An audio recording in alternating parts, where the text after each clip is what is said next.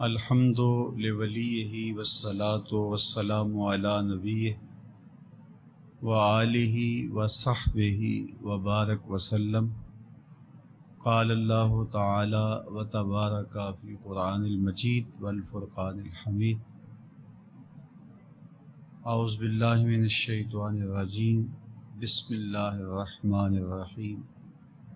من عمل صالحا من ذکر او انثی وهو مؤمن فلنحیینہ حیاتا طیبہ۔ صدق اللہ مولانا العظیم وصدق رسولہ النبی الکریم الرؤوف الرحیم۔ اللہم نور قلوبنا بالقرآن وزین اخلاقنا بالقرآن وادخلنا الجنۃ بالقرآن ونجنا من النار بالقرآن۔ قال اللہ تعالی وتبارک فی شان حبیبہ مخبرا وآمرا، ان اللہ وملائکتہ یصلون علی النبی یا ایہا الذین آمنوا صلوا علیہ وسلموا تسلیما۔ اللہم صل علی سیدنا و مولانا محمد معدن الجود والکرم، صلاۃً و سلامًا علیک یا سیدی یا رسول اللہ وعلی آلک و اصحابک یا محبوب رب العالمین۔ تمام حمد و ثنا، تعریف و توصیف اللہ جل مجدہ الکریم کی ذات بابرکات کے لیے، جو خالق کائنات بھی ہے اور مالک شش جہات بھی۔ اللہ جل وعلا کی حمد و ثنا کے بعد رسول رحمت، شفیع معظم، نبی محتشم، حضور ختم المرتبت صلی اللہ علیہ وآلہ وسلم کے حضور ناز میں اپنی عقیدتوں، ارادتوں اور محبتوں کا خراج پیش کرنے کے بعد، محتشم سامعین، حاضرین، السلام علیکم ورحمۃ اللہ وبرکاتہ۔ کتاب رحمت قرآن مجید سے جو کلمات میں نے آپ کے سامنے تلاوت کیے ہیں، اس پر کچھ وقت کے لیے ضروری باتیں آپ کے سامنے رکھنا چاہوں گا۔ اللہ تعالی میری زبان پر کلمۃ الحق جاری کرے۔ ارشاد فرمایا، من عمل صالحا من ذکر او انثی وهو مؤمن فلنحیینہ حیاتا طیبہ۔ جو کوئی نیک عمل بجا لائے، اچھے صالح اعمال کرے، وہ مرد ہو یا عورت، لیکن شرط ہے کہ وہ مومن ہو۔ فَلَنُحْيِيَنَّهُ حَيَاةً طَيِّبَةً، ہم اس کو ستھری اور پاکیزہ زندگی عطا کریں گے۔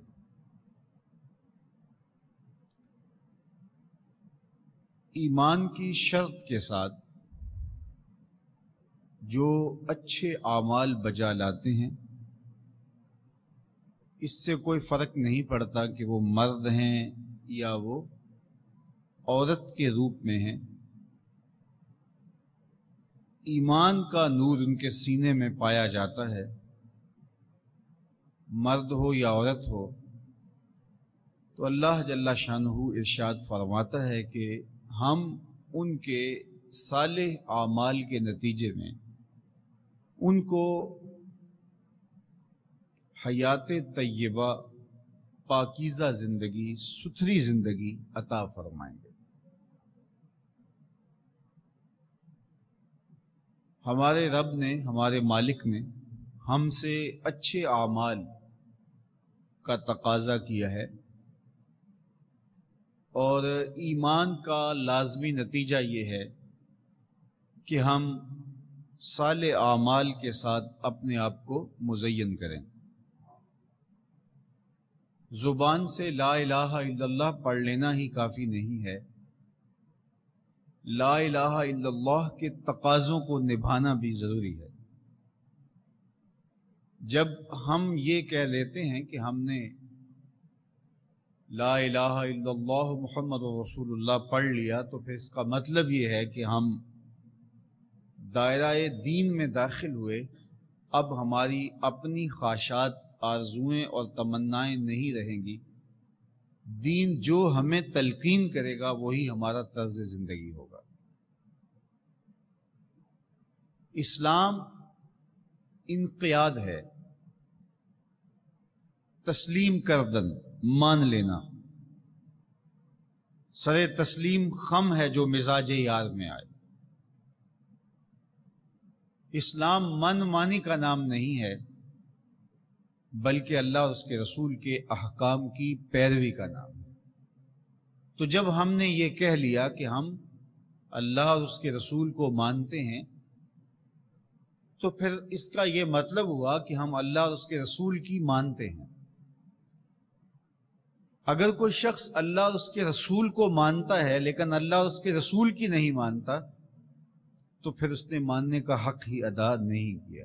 اس لیے شریعت بیضاء ہم سے اس بات کی متقاضی ہے کہ ہم اللہ اور اس کے رسول کی ہر بات کو مانیں، اور جو ان کی طرف سے ہمیں نظم زندگی اختیار کرنے کی تلقین کی گئی ہے وہ ہم اختیار کریں۔ آج SOPs کا تذکرہ ہے۔ مختلف شعبہ حیات میں جب آپ کسی بھی دائرے میں داخل ہوتے ہیں تو وہاں کے ضوابط کو، وہاں کے قوانین کو فالو کرنا آپ کے اوپر لازم ہوتا ہے۔ آپ شہری ہیں پاکستان کے، لیکن آپ کو کسی ملک میں سفر کرنا ہوتا ہے، تو جتنی دیر تک آپ وہاں رہتے ہیں تو آپ کو قوانین ان کے فالو کرنے ہوتے ہیں، ان کے ضوابط کے مطابق آپ کو وقت گزارنا ہوتا ہے۔ تو یہ بات ذہن میں رکھیے گا، اور اچھی طرح سے ذہن میں رکھیے گا کہ اسلام ایک مکمل اور کامل ضابطۂ حیات ہے، اور یہ صرف عقیدہ ہی نہیں ہے، عمل زندگی ہے، ایک نصاب حیات ہے۔ صرف اعتقادات کا نام ہی نہیں ہے، بلکہ یہ ہماری مکمل معاشرتی زندگی، ہماری مکمل اقتصادی زندگی، ہماری اخلاقی اقدار، ہماری تقویم، ہمارے رسوم و رواج، طرز معاشرت، ایک ایک چیز میں اسلام کامل، اکمل اور مکمل رہنمائی دیتا ہے۔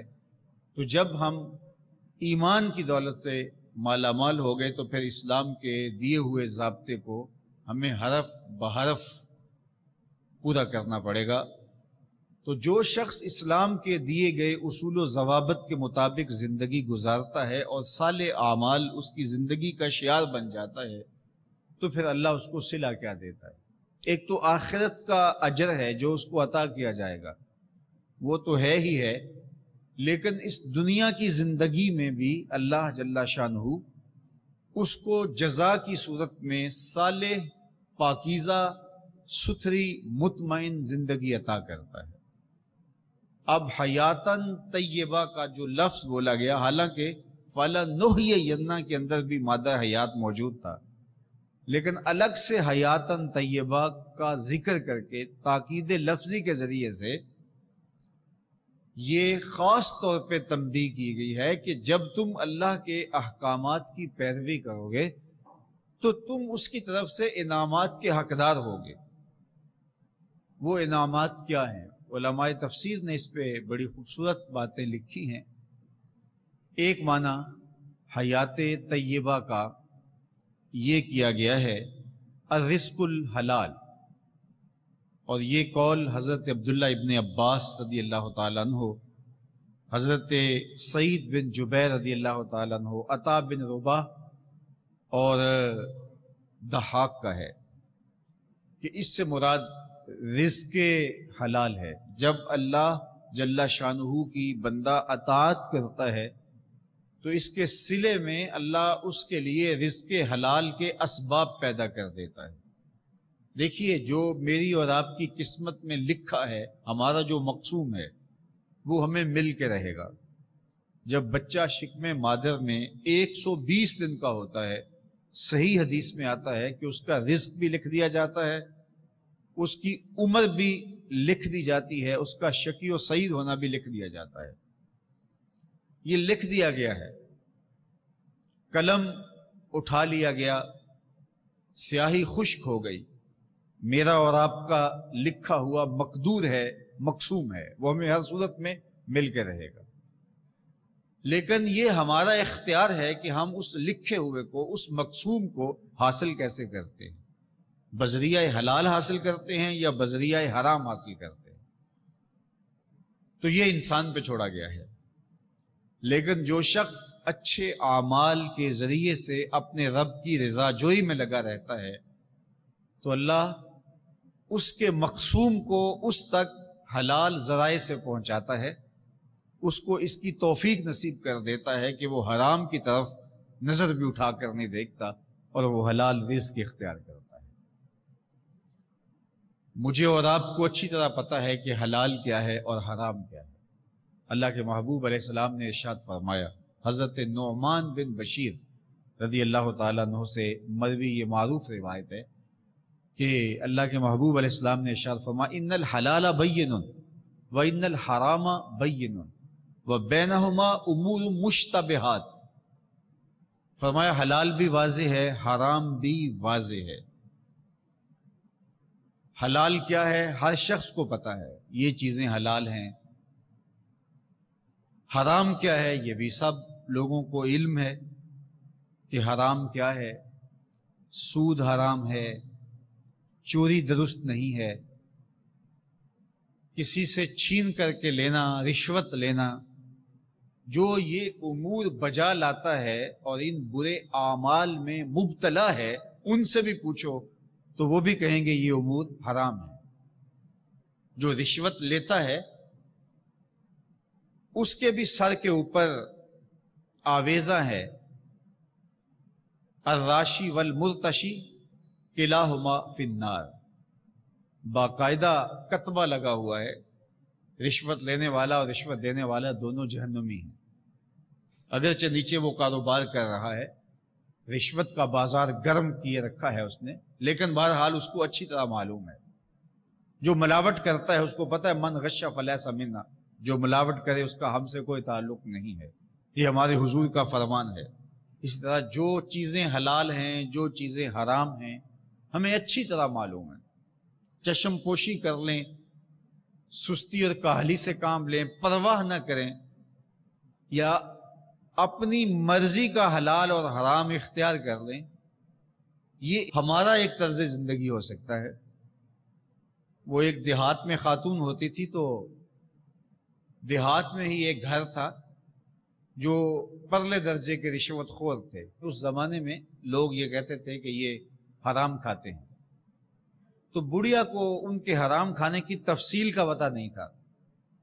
تو ایک دن اس نے صبح کو ڈربے کا دروازہ کھولا تو ایک مرغی مری ہوئی پڑی تھی، تو پھینکنے لگی، تو اس کو مان خیال آیا کہ ہمارے ہی محلے میں ایک گھر ہے جو حرام کھا لیتے ہیں، لوگ بات کرتے ہیں کہ وہ حرام کھا لیتے ہیں، تو یہ میں پھینکنے جو لگی ہوں تو چلو کسی کے منہ میں پڑ جائے گا۔ تو وہ مرغی لے کے ان کے گھر چلی گئی اور کہا کہ یہ مرغی مر گئی تھی اور میں پھینکنے لگی تھی، تو سنا ہے کہ آپ حرام کھا لیتے ہو، تو یہ آپ رکھ سکتے ہیں۔ تو وہ آگے سے غصے میں آ گئے، تو اب پتہ تو انہیں بھی تھا کہ ہم حرام کھاتے ہیں، لیکن ان کا حرام ان کی مرضی کا تھا۔ وہ مرغی چوری کر لیتے ہیں، رشوت میں مرغی لے لیتے ہیں، کسی سے چھین لیتے ہیں اور اس کو ذبح کر کے کھاتے ہیں اور سمجھتے ہیں کہ ہم حلال کھا رہے ہیں، اور مردار کو وہ حرام سمجھ رہے ہیں، تو اس کو وہ حلال سمجھ رہے ہیں۔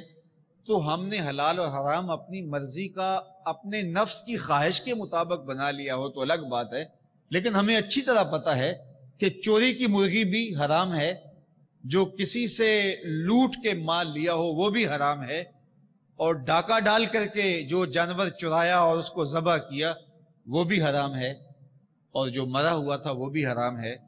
لیکن ہم نے اپنی مرضی کے مطابق کہا کہ ٹھیک ہے، یہ حرام ہم کھا لیتے ہیں اور یہ حرام ہم نہیں کھاتے۔ دنیا کے مختلف ممالک کے اندر بسنے والے لوگ ان معاشرتوں کے اندر اس طرح ڈھل جاتے ہیں کہ وہاں چونکہ شراب عام میسر ہوتی ہے تو وہ شراب پی لیتے ہیں، اور اگر ان کے سامنے خنزیر کا گوشت رکھو تو وہ کانوں کو ہاتھ لگاتے ہیں، میں مسلمان ہوں، یہ تو حرام ہے۔ تو میاں ابھی تھوڑی دیر قبل آپ نے جو شراب پی تھی وہ بھی تو شریعت نے حرام کی ہے۔ تو ہم اپنی مرضی سے کچھ چیزوں کو حلال قرار دے دیں اور کچھ چیزوں کو ہم حرام قرار دے دیں تو وہ الگ بات ہے، لیکن ہمیں پتہ ہے کہ شراب بھی حرام تھی، ہمیں پتہ ہے کہ رشوت کا مال بھی حرام ہے، تو فرمایا ان الحلال بین، حلال واضح ہے اور حرام بھی واضح ہے، وبینہما امور مشتبہات، اور ان دونوں کے درمیان کچھ چیزیں شبہ والی ہیں، لا یعلمہن کثیر من الناس، زیادہ لوگ نہیں جانتے کہ یہ حلال ہیں یا حرام ہیں، تو اس کے بارے میں رائے مختلف پائی جاتی ہے۔ تو آقا کریم علیہ السلام نے ارشاد فرمایا فمن اتقی الشبہات فقد استبرأ لدینہ وعرضہ، جو شبہ والی چیزوں سے بچ گیا اس نے اپنی آبرو کو بھی بچا لیا، اپنے دین کو بھی بچا لیا۔ اتقاء کی دولت سے مالا مال ہو گیا، جس میں شک بھی ہوا اس کو بھی اس نے ترک کر دیا۔ آج ہم اس بنیاد پہ ہی تو پرہیز کر رہے ہیں، کسی سے مصافحہ اس لیے نہیں کرتے کہ ممکنہ طور پہ اس کو کرونا ہو سکتا ہے، حالانکہ ہمیں یہ پتہ ہے کہ اس کو کرونا نہیں ہے، ورنہ یہ بیچارہ کسی ہاسپٹل میں داخل ہوتا، لیکن چونکہ اس نے ابھی ٹیسٹ نہیں کروائے تو ممکنہ طور پہ ہو سکتا ہے کہ اس کو یہ مرض لاحق ہو، اسے بھی پتہ نہیں اور مجھے بھی پتہ نہیں، تو کہیں ایسا نہ ہو کہ مجھے اس سے مرض لاحق ہو جائے، تو ہم احتیاط کرتے ہیں ممکنہ طور پہ۔ تو جو چیزیں شبہ والی ہوتی ہیں، ہمیں پتہ نہیں ہوتا اس میں حرام ہے یا حلال ہے، تو اس میں ہم کیوں دلیر ہو جاتے ہیں کہ کوئی بات نہیں ہے۔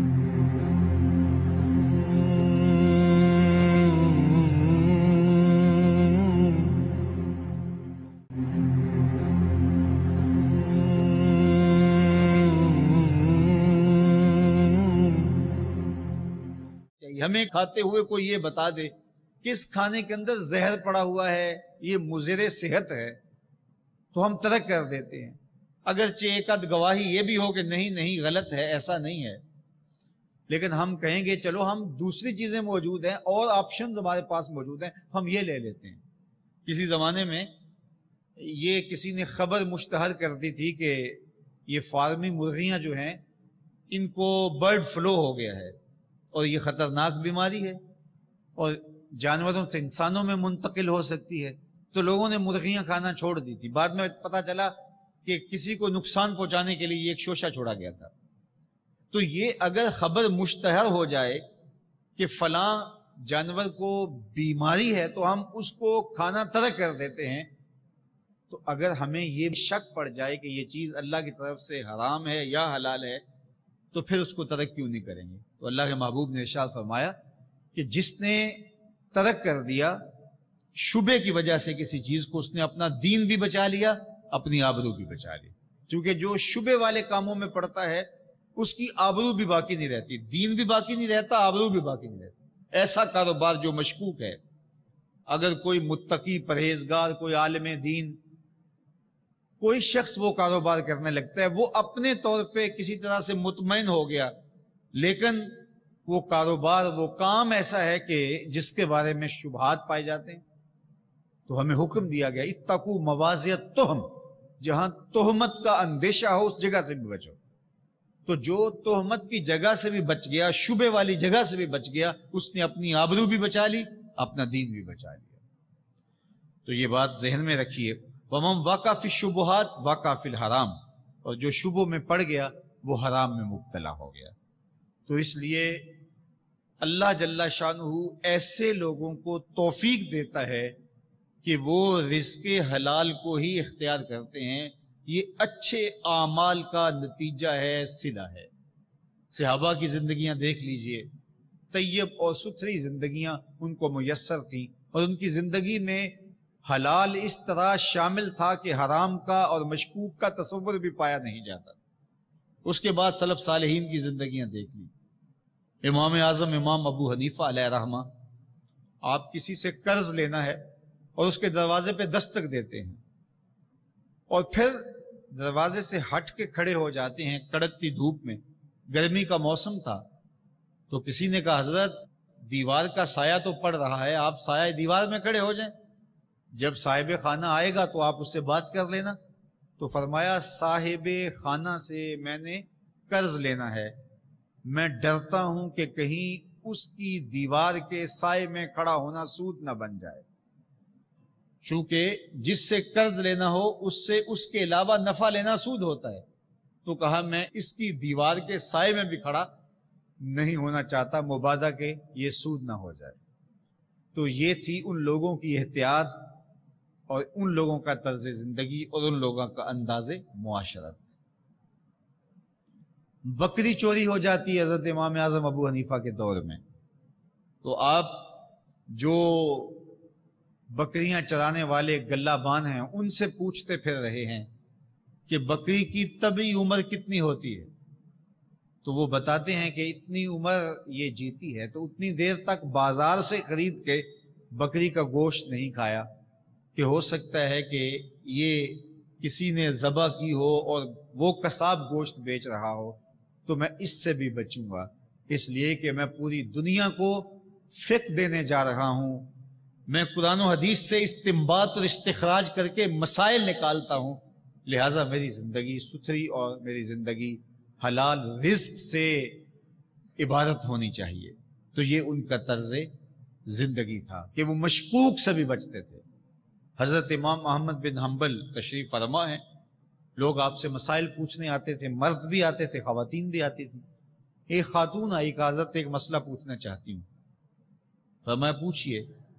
کہا کہ میں سود کاٹتی ہوں اور بازار میں بیچتی ہوں، یہی میرا ذریعہ معاش ہے، اور دن کو بھی کاٹ لیتی ہوں اور رات کو بھی کاٹ لیتی ہوں، جب چاندنی راتیں ہوتی ہیں یا کبھی بادشاہ کی سواری گزرتی ہے ہماری گلی سے، تو مشعلیں لیے پہلے ہی لوگ کھڑے ہوتے ہیں تو ماحول میں روشنی ہوتی ہے، تو میں اس میں بھی سود کاٹ لیتی ہوں، چاندنی راتوں میں بھی سود کاٹ لیتی ہوں۔ میں یہ پوچھنے آئی ہوں کہ وہ سود جو میں نے دن کے اجالے میں کاٹا اور وہ سود جو میں نے چاند کی روشنی میں یا بادشاہ کے لیے جلائی گئی قندیلوں کی روشنی میں نے کاٹا، دن کا کاٹا ہوا، روشنی میں کاٹا ہوا، رات میں کاٹا ہوا، اس کی کوالٹی میں کچھ فرق تو ہوگا، تو کیا میں ان کو اکٹھا فروخت کر سکتی ہوں؟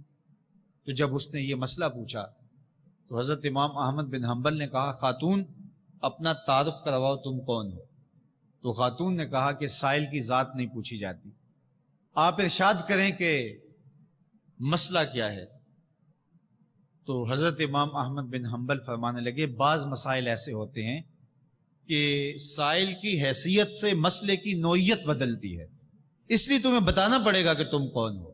تو اس نے کہا میں بشر حافی کی ہمشیرہ ہوں۔ کہا پھر تمہارے لیے جائز نہیں ہے۔ تو پھر شبہ والی چیزوں سے بھی اللہ ان کو بچاتا ہے۔ وہ لوگ جو اپنی زندگی کو صالح اعمال کے ذریعے سے مزین کرتے ہیں تو یہ نور ان کو عطا کر دیا جاتا ہے، ان کو رزق حلال دے دیا جاتا ہے۔ ایک تو یہ دولت ان کو عطا کی جاتی ہے، دوسرا قول ان کو نیکی کی توفیق نصیب کر دی جاتی ہے۔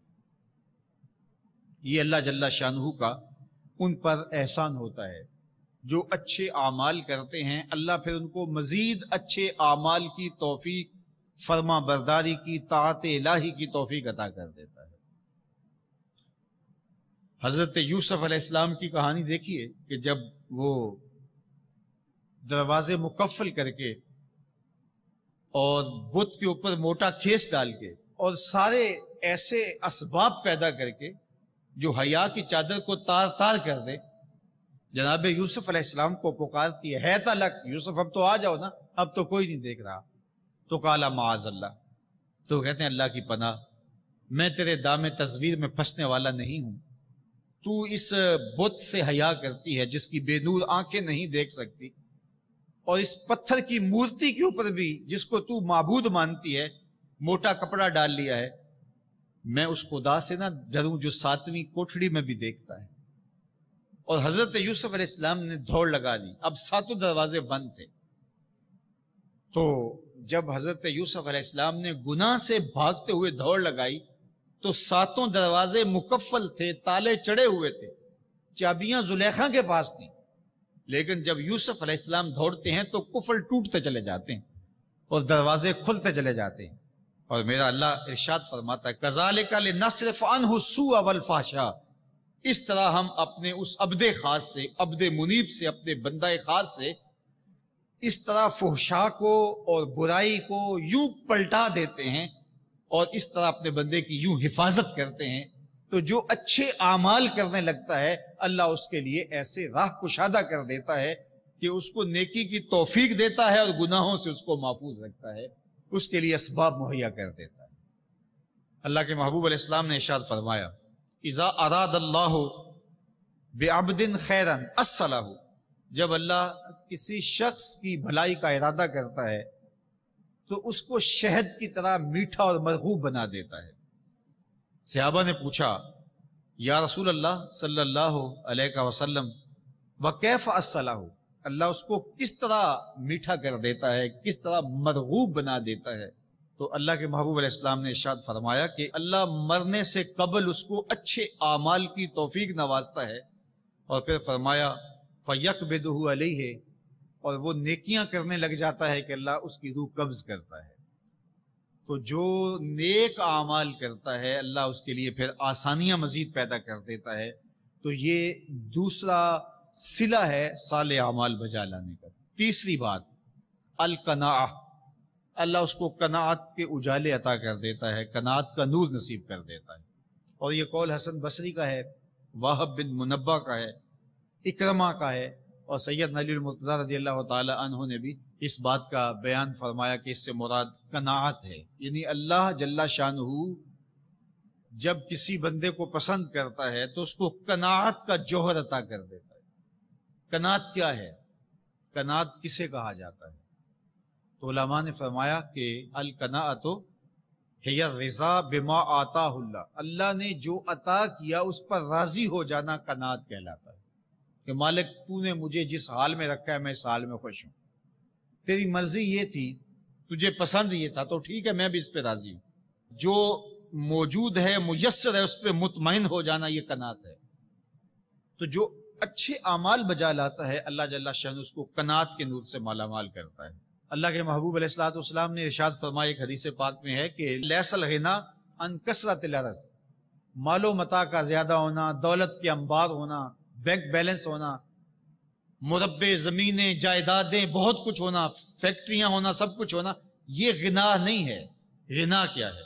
وَلَكِنَّ الْغِنَى غِنَى النَّفْسِ، امیری کیا ہے، غنا کیا ہے؟ کہا یہ نفس کی امیری ہے۔